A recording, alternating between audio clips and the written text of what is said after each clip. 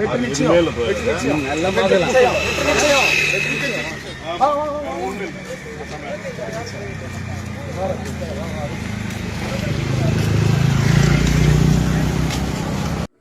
Hello வணக்கம் welcome. நான் உங்கள் சவுண்ட் சண்முகம். ஒரு முக்கியமான விஷயம் பயங்கரம் வயலாக போயிட்டு இருக்கு. என்னன்னு பார்த்தீங்கன்னா, ஒருத்தர் தன்னந்தனியாக போயிட்டு வாக்கு சேகரிக்கிறாரு. அதை பார்த்தா எல்லாருமே கிண்டல் பண்ணி தனிமையில் விட்டாங்க, தனிமையாக வந்து வாக்கு சேகரிக்கிறாரு அப்படின்ற மாதிரிலாம் பேசிட்டு இருக்காங்க. ஆக்சுவலாக தனியாக வாக்கு சேகரிக்கிறவங்களுக்கு தான் அந்த மாதிரியான வழி என்னன்றது புரியும். 2021 நானும் தேர்தல் நமக்கு பெரிய டீம்லாம் இல்லை, சின்ன டீம் தான். சின்ன டீமை வச்சுட்டு சின்ன டீம்னா ஒரு 4 பேர் 6 பேர் கொண்ட குழு தான். நாங்கள் இதே மாதிரி தான் வந்து தனிமையில் இந்த மாதிரி ஒரு 6 பேர் 4 பேர் சேர்ந்து தான் வந்து வாக்கு சேகரித்தோம்.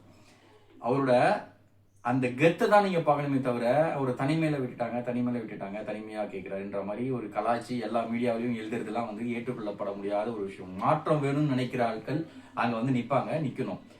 முக்கியமாக இன்னொரு முக்கியமான ஒரு விஷயம், தாவேக்கா நண்பர்களுக்கு ஆக்சுவலாக வந்து நமக்கு பிடிக்கல ஒரு வேட்பாளர் வந்து தலைமை இருந்து நிறுத்திட்டாங்க அப்படின்னும் போது நம்ம அந்த இடத்துல வந்து இப்போ எதுக்காக நிற்கிறோம்? நம்ம வந்து ரொம்ப குரூஷியலான ஒரு டைமில் இருக்கோம். ஆக்சுவலாக வந்து களத்தில் இறங்கி டிஎம்கே ஏடிஎம்கேன்னு மாற்று கட்சியெலாம் இறங்கி பயங்கரமாக வேலை செஞ்சுட்டு இருக்க இடத்துல இந்த இடத்துல வந்து நம்ம வந்து ஒரு வேட்பாளருக்கு போயிட்டு சப்போர்ட்டாக நிற்கல அப்படின்னா உங்களை மாவட்ட செயலராகவும் இல்லை வந்து நிர்வாகியாகவும் நியமிச்ச அவருக்கு தான் கெட்ட பேர் ஆகும்ன்றதை உங்களுக்கு ஏன் புரிஞ்சிக்க மாட்டீங்க?